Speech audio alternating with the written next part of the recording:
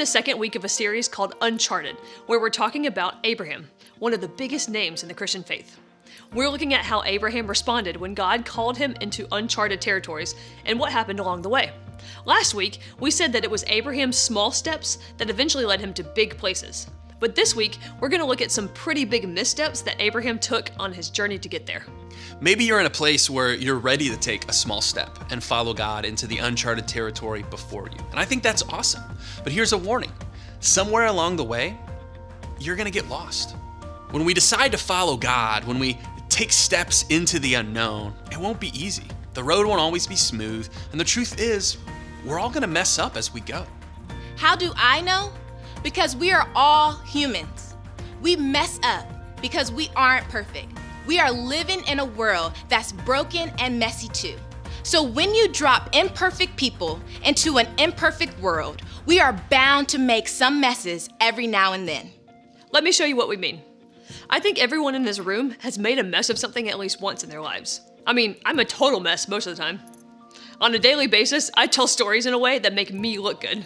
I speed when I drive, I'm sometimes selfish, and that's just to name a few. I bet you can relate. Maybe you gossip too much, or cheat on tests, or disrespect your parents.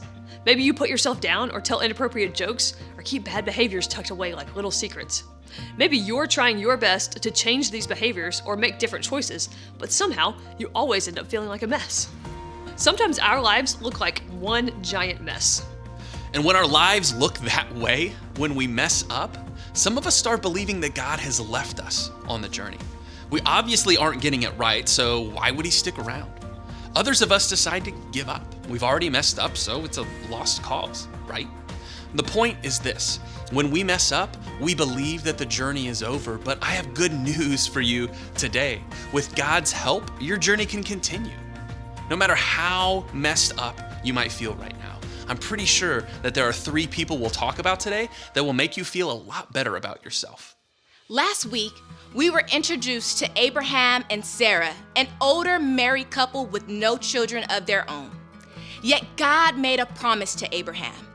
If he followed God's call, he would give them many children and grandchildren and great-grandchildren and great-great-grandchildren. You get the point. So Abraham took the next step on his journey and followed God's leading, believing that this promise was going to come true. And what happened? Nothing. Zilch. Nada. To Abraham, it probably felt like God was totally and completely silent. Even though God made a promise to Abraham, he and Sarah were still childless. So Sarah, frustrated and tired of waiting, took matters into her own hands and got Hagar, her servant, involved in a plan. Listen to what Sarah said to Abraham. "The Lord has prevented me from having children. Go and sleep with my servant. Perhaps I can have children through her." And guess what happened? Abraham followed Sarah's plan, and Hagar became pregnant. This feels like a reality show, doesn't it? But as crazy as it sounds to us in this room, during Abraham's time, this was considered totally acceptable. In fact, it happened a lot. Marriage contracts of Abraham's day stated that if a woman couldn't have children, she would need to provide her husband with another woman to have a child with. So that's exactly what Sarah did. Don't you find yourself wishing Abraham and Sarah would have remembered the promise God made for them? I mean, Abraham believed in God's promise enough to leave his home and all he knew to follow it. Why couldn't that same belief have been enough to stop him from going along with Sarah's plan?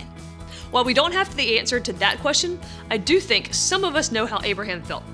Like Abraham, we've had a moment where we felt God was leading us to something. So we trusted in his promise and followed him. But what happened after that made us wonder if that promise was even true. And that's where Abraham and Sarah were when they made their decision. And to no surprise, the drama increased.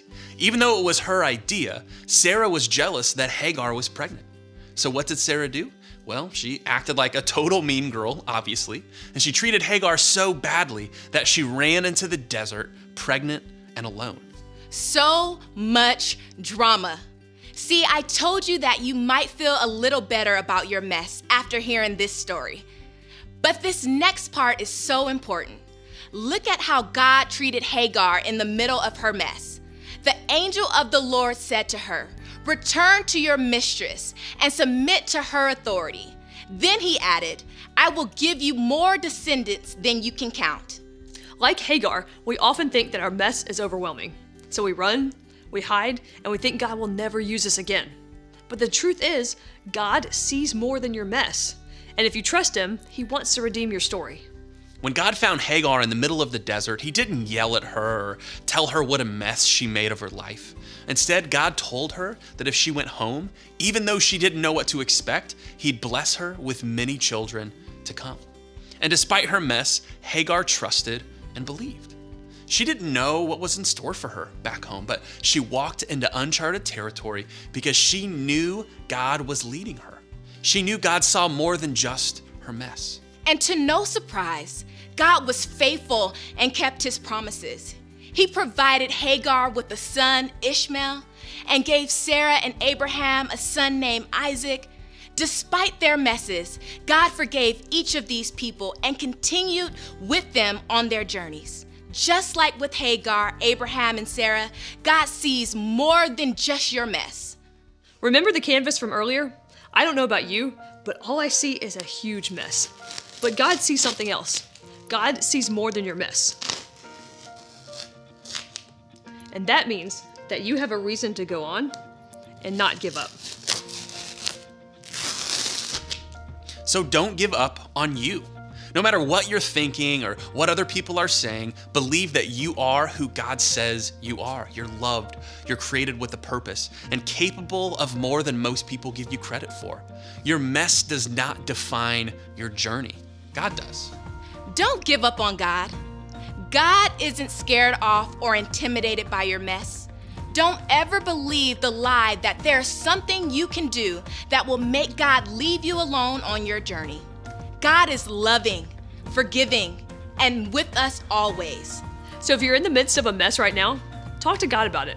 Talk to your small group leader, your parents, or a trusted friend. Believe the truth that you aren't finished and that God isn't finished with you. And remember, God sees more than your mess. So as you leave today, you'll have the opportunity to dig into some of your mess with people who care about you. But before you do, I want you to think about this question.